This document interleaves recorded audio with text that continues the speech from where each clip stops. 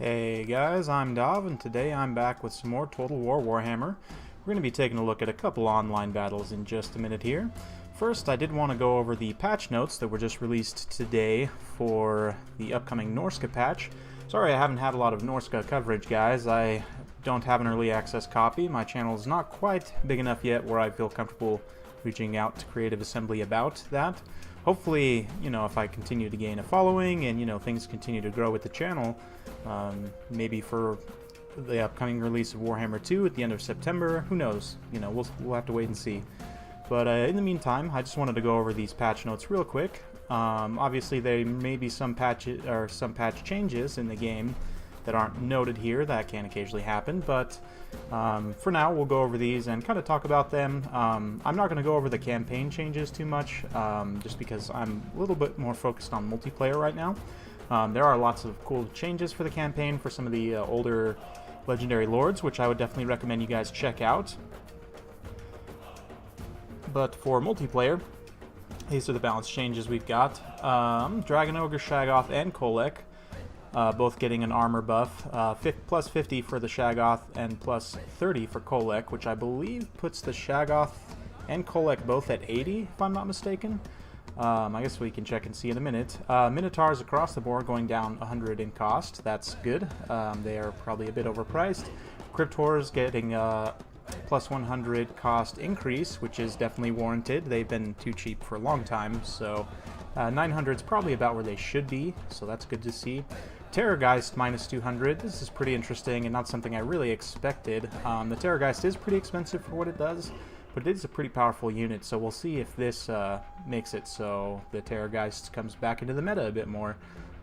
Same with the Forest Dragon. You don't see them brought very often, and it is a little weird that the Glady on her dragon is, I think if I remember right, I don't play Wood Elves a lot, so I could be wrong, but I think she's only slightly more expensive than an actual dragon, so it was always a little bit strange.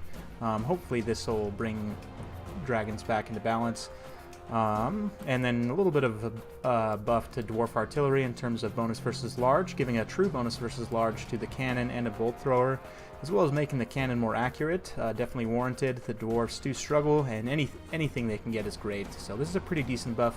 Plus 38 in the grand scheme of things isn't a ton, as when you compare it to, the total weapon damage of artillery, but, like I said, anything they can get. And it does make those units have a true anti-large bonus, not just, say, anti-large in the tooltip.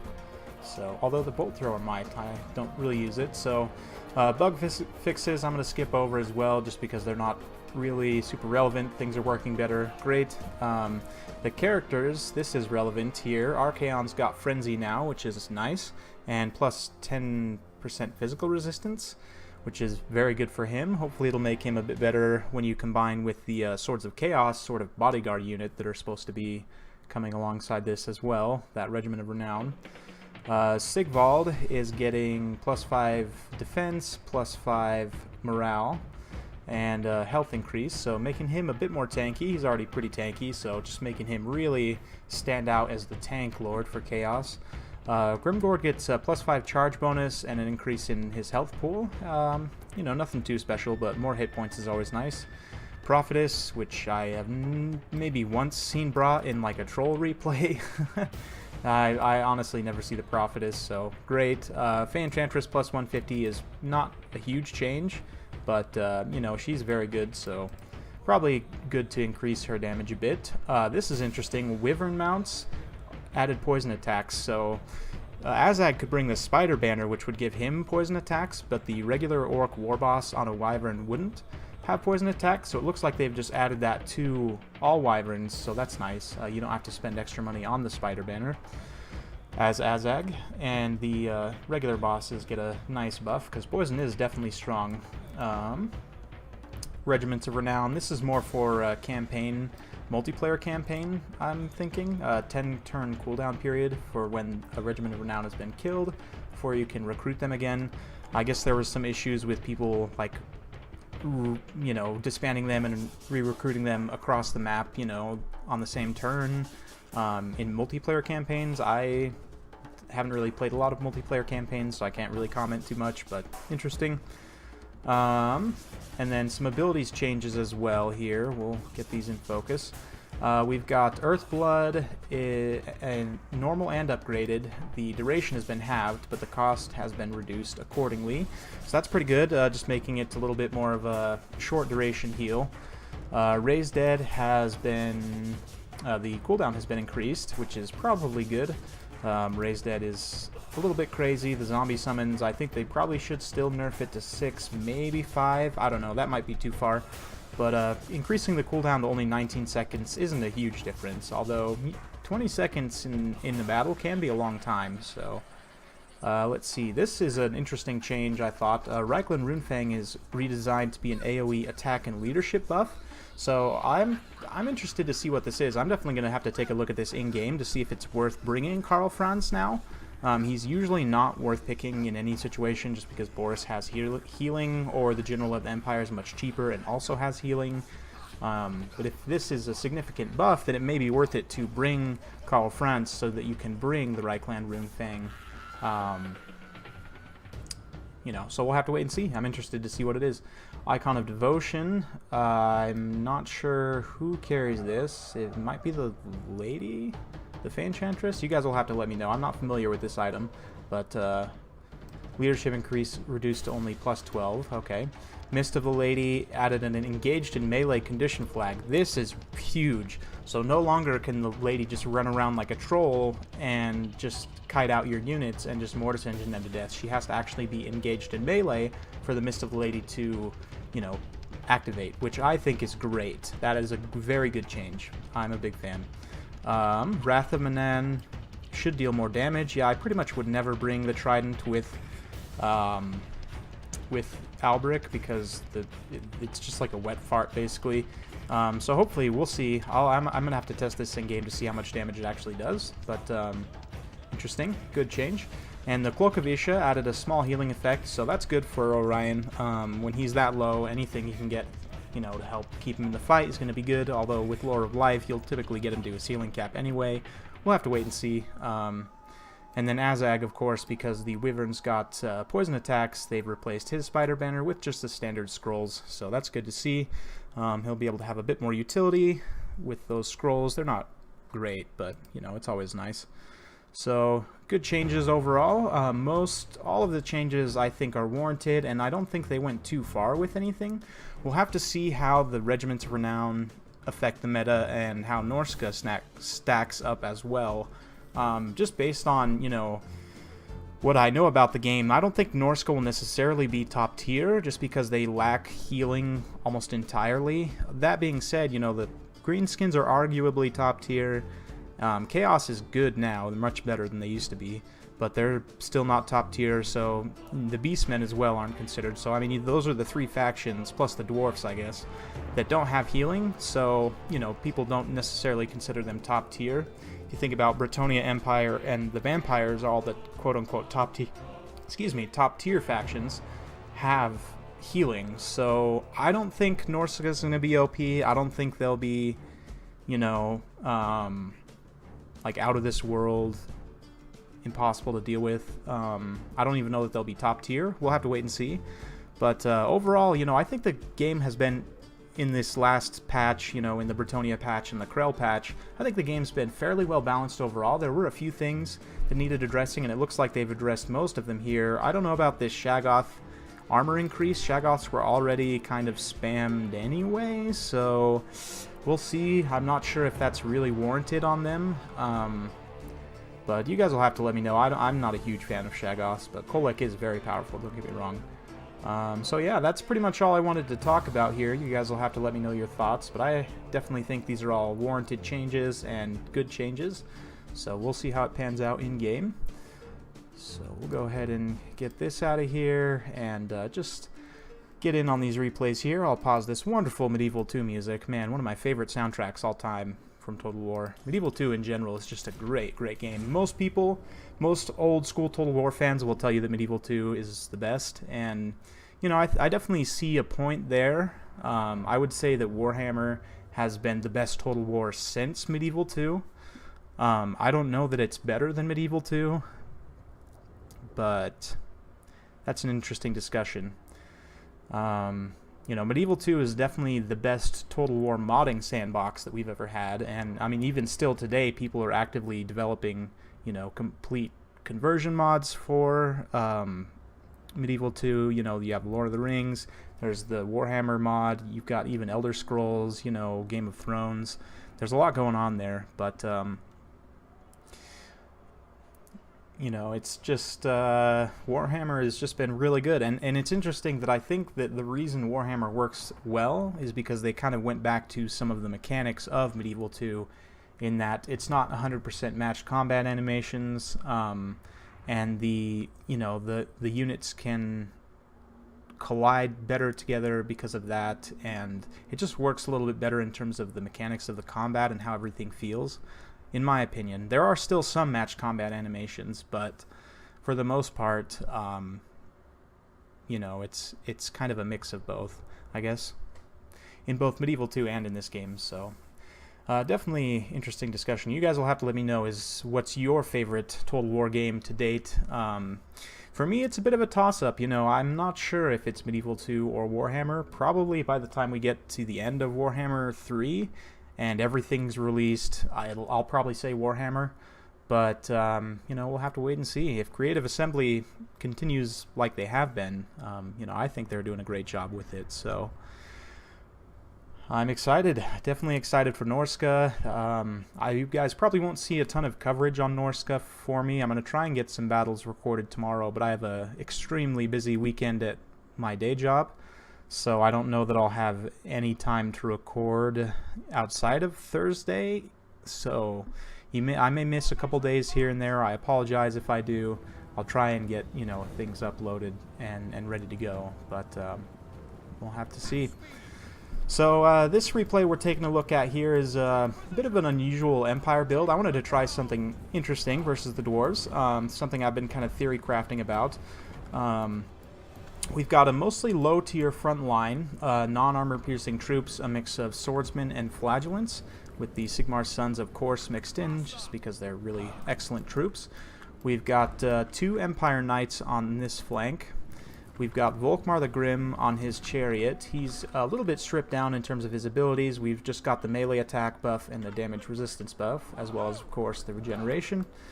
Looks like 2 more Empire Knights on this flank, and we've got Free Company Militia, actually, so non-armor piercing missiles. And you might be wondering about all this non-armor piercing and how it's going to do. The cannon is armor piercing, but you can see it's opening fire now and trading with the Grudge Thrower. But the idea here is we've got this Celestial Wizard, so Lore of Heavens is not something you typically see brought at all. And I think that it's pretty good against the Dwarves for the Empire and Bretonnia. There's an argument to be made about, you know, Lore of Life or Lore of Light in the case of the Empire, but right here you can see the Celestial Wizard's got Curse of the Midnight Wind, which is minus 34 melee attack and minus 30 armor.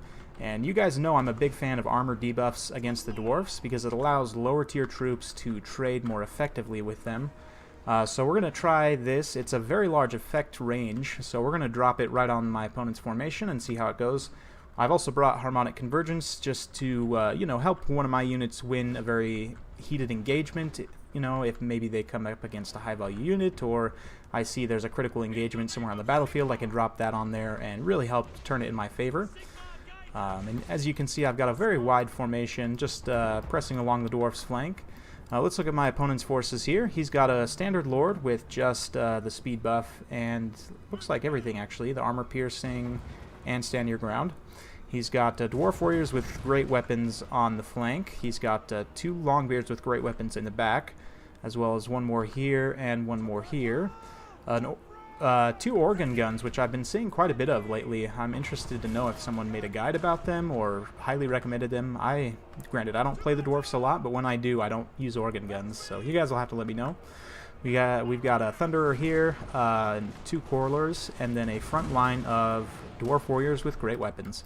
So we're going to get the surround action going, since the Dwarf is content to use his defensive formation against me. He's going to commit these Dwarf Warriors for a moment, but then wisely fall back into position.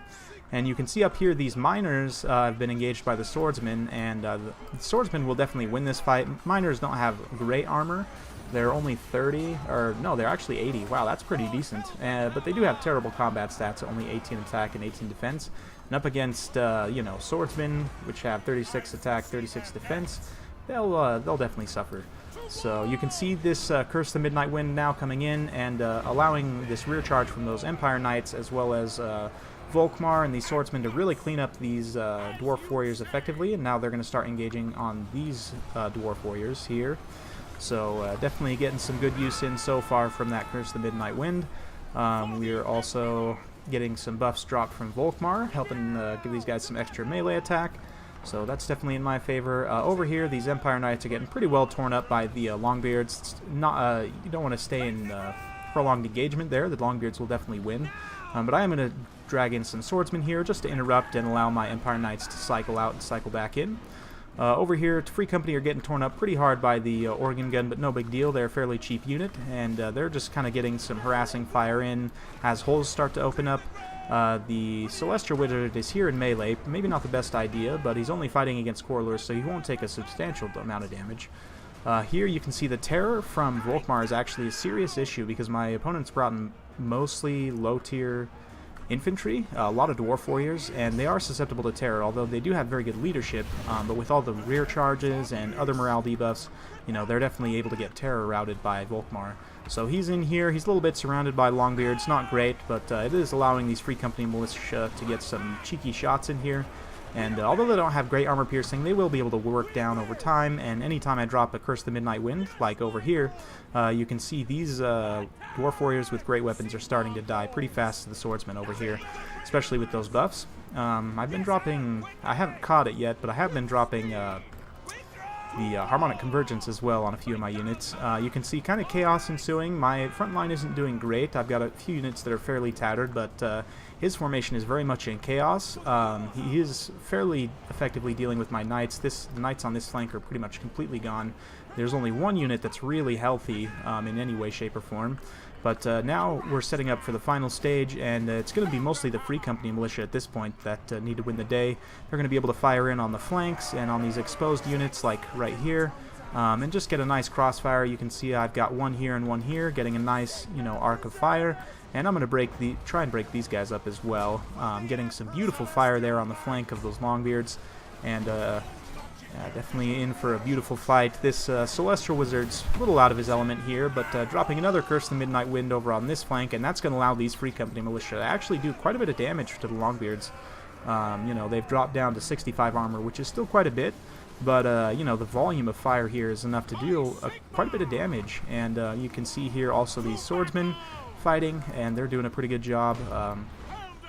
The cannon has survived the artillery engagement fairly well and has just continued to fire throughout the battle. And now at this point it's mostly just the Lord. We've fairly well routed off most of these infantry. There's a few pockets of resistance like these Longbeards here and here. These Longbeards here need to be thrown into combat immediately. They are going to get charged here by these Empire Knights, and you know, they won't take a ton of damage because of their heavy armor, but they will take a bit since they weren't braced, and I will be able to hopefully cycle out with my Empire Knights before too long. You can see swordsmen just chasing down routing units, just trying to keep these dwarves from being able to retain their leadership, because if my opponent was able to rally most of his forces, and you know, my forces are fairly well tattered. You know, it looks, the balance of power is pretty well in my favor, but you can never count out the dwarves, you know, with their high leadership. But at this point, we're just trying to mop up so they can't regroup, and you know, we're just getting on these dwarf warriors, and these thunderers are fleeing as well, getting chased by the Sigmar sons. Yeah, so we'll kind of fast forward a little bit through this endgame engagement here. And yeah, definitely a fun battle. I'm really enjoyed this build. I don't know that it's super competitive, but worked fairly well, I feel. If you had two Celestial Wizards, that might work a little bit better, but that would be fairly expensive as well. So, yep, you can see Harmonic Convergence there, and on the Sigmar Sons, that puts them to, holy cow, 77 attack, 79 defense, makes those guys into absolute man-beasts. Wow, that is impressive. But you can see the Lord, not being immune to psychology, is going to get terror routed off by Volkmar, and that will be pretty much it for the Dawi forces. Maybe just some Slayers hanging around somewhere. Nope. That's it. So, fun engagement. Hope you guys enjoyed that kind of unique build. Something I've been thinking about for a while, and I tried it out, and it actually worked out fairly well. As you can see, these swordsmen getting this many kills on heavily armored dwarf infantry that would normally beat them. I've done some testing, and dwarf warriors, regular and great weapons, I believe, will beat swordsmen head to head. But with the chevrons and with the support of the Celestial Wizard, you know, they were able to fairly effectively clean up. 113 kills on those Sigmar Sons is legit as well. The Free Company didn't rack up a ton of kills, but, you know, just continually poking away at the flanks, applying the, you know, morale debuffs, and the Empire Knights doing okay. This unit in particular shined quite well with the support of that Celestial Wizard. I believe they got a really nice timing with some rear charges and some other things. Cannon did okay, nothing crazy. A lot of kills on those organ guns. You know, I was talking them down, but maybe these guys are onto something. Pretty decent kills there. We've got not a whole lot of kills across on the Dwarf Warriors, and the Longbeards too. This one, I believe, got quite a few kills on Knights, which is why it got a chevron. So they did it pretty well. Just not able to hold, though, in the end. Miners with blasting charges didn't do a whole lot. They were able to get a few kills with their charges, but after that they pretty much got wrecked. And then putting that grudge thrower out in front was interesting, but probably would have been better to cut that, maybe get a group of slayers, or I guess not quite the same price, but something else. Yeah, what else could my opponent have done? Maybe if he had brought Thorgrim, Grudgebear, with the melee attack buff, maybe it would have been a little bit better with these low-tier troops. You know, they probably would have performed a bit better against my, you know, Empire Swordsmen and Flagellants and so on, but fun battle. Hope you guys enjoyed that. Definitely enjoyed playing it. Subscribe if you're liking the content. Hopefully I can keep you guys updated with Norsca. Hopefully I get some good battles in tomorrow. If I do, I'll record them for you and release them over the weekend. Expect the beginner's guide to get started next week. I'm not sure exactly how long it'll take me to film it, but hopefully I'll have it out by the end of that week, or at least, you know, by towards the beginning of next week, the week after, I should say. We'll see. It'll be sometime within the next 3 weeks, I can say that much. Just don't expect a lot this weekend. I might miss a day or two here or there, but hopefully I can get enough content in the meantime. So thanks for all your support. Keep mashing that like button and subscribing if you feel so inclined, and we'll see you guys next time.